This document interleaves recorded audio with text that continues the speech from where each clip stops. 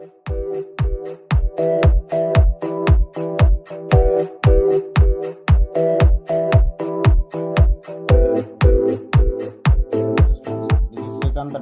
watching Srikanth Ideal Chemistry. In this video, we are discussing about parallel reactions. So, how to write the integrated rate equation for first order based on the parallel reaction. So, here parallel reaction means the parallel reactions can be expressed in two ways.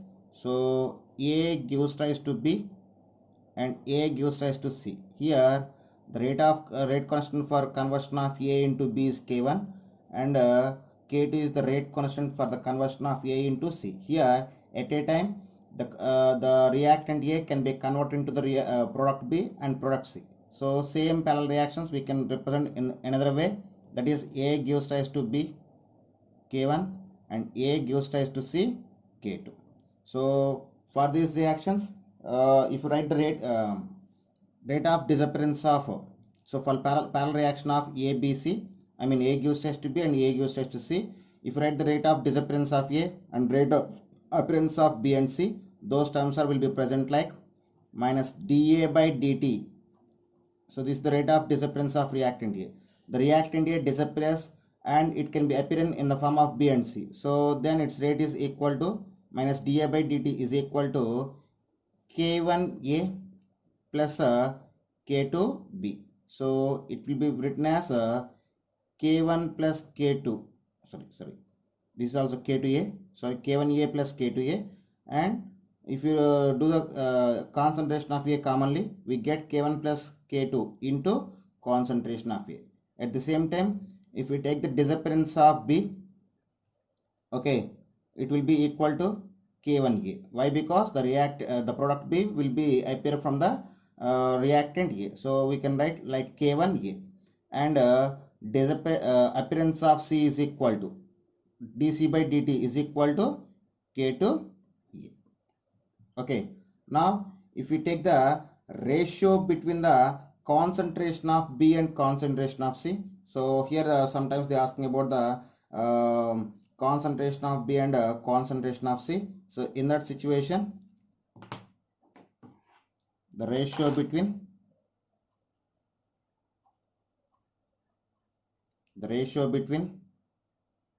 concentration of B and concentration of C,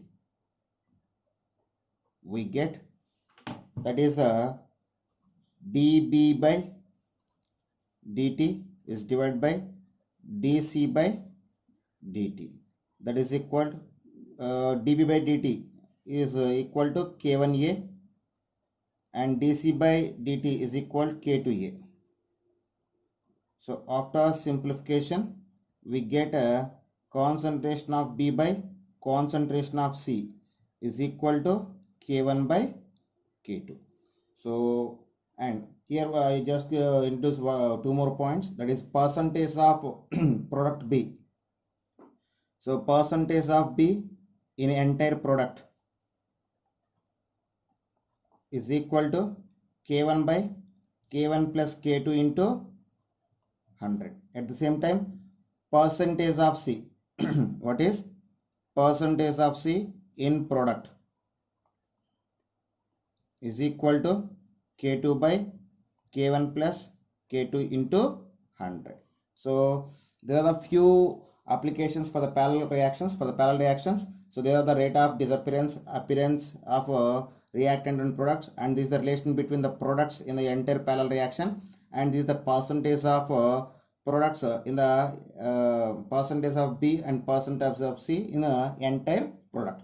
And next one, derivation of relation of integrated rate equation for first order reaction in terms of a parallel reaction. Now I will explain the rate equation for first order reaction.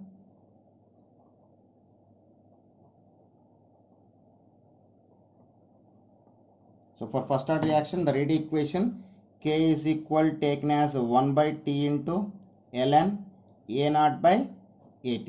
So here rate constant, the rate constant always expressed in terms of reactants. So here as per reactants, here in place of K we need to take the K1 and K2. Why? Because at the same time the reactant A can be converted into the products B and product C. So in place of K, we just replace with K1 and K2. We just substitute the K1 plus K2 in place of K. That is equal, K1 plus K2 is equal to 1 by T into ln A naught by AT. Now send the T to this side. We get T into K1 plus K2 is equal to ln A naught by AT. Okay. Now if you send the ln to this side, it will be written as e power. So A naught by AT is equal to e power K1 plus K2 into T. So if you send the AT to this side and these complete e power to this side, then we get AT is equal to A naught by e power K1 plus K2 into T. So if you get the denominator to the numerator, we need to multiply with minus 1 power. So then AT is equal to A naught into e power minus of K1 plus K2 into T. So this is the concentration of A at time T. To find the concentration of A at time T, if initial concentration and rate constant K1 and K2 are given. So this is about the parallel reaction. So here I just give the two examples for the parallel reaction. So if you see the examples for parallel reactions, those are will be present like CH3, CH2, Br. So when ethyl bromide react with the potassium hydroxide, it can form the two type of products, that is CH3, CH2, OH plus KBr. So here in this reaction we get potassium hydroxide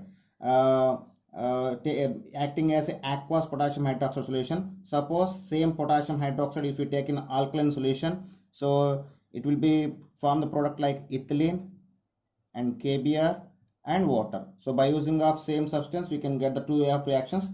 So this is the example for parallel reaction. So and one more example, that is C6H5N double bond NCl. So diazonium salt, it is react with ethyl alcohol. In that situation it can form benzene C6H6 plus N2 plus HCl plus CH3OH. At the same time it can form the ether C6H5O and C2H5, ethyl phenyl ether plus N2 plus HCl. So these two are the examples for the parallel reactions. That's all. Okay students, if you like my concept, please subscribe to my channel. Please like and share my videos. Thank you.